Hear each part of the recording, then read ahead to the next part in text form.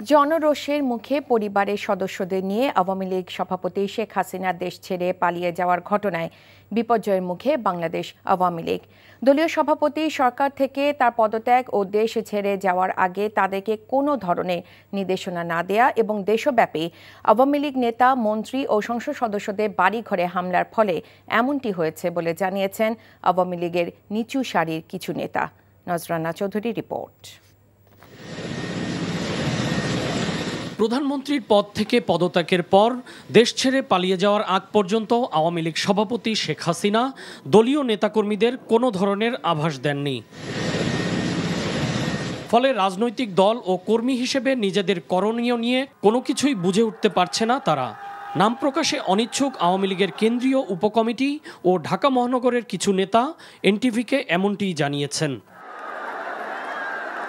এই মুহূর্তে ভারতের রাজধানী নয়াদিল্লিতে অবস্থান করছেন Sheikh Hasina.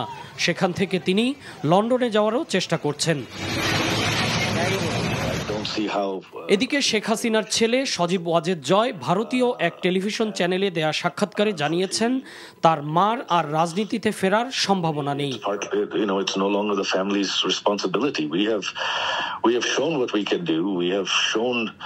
How much we can develop Bangladesh, and if the people of Bangladesh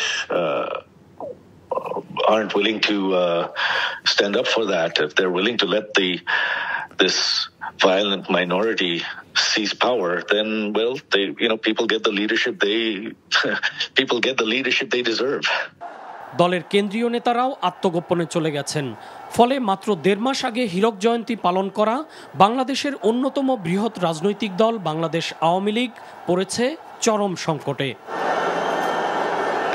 এই অবস্থা থেকে আদৌ দলটি উত্তরণ ঘটাতে পারবে কিনা তা সময়ই বলে দেবে। নজরানা চৌধুরী, এনটিভি নিউজ, ঢাকা।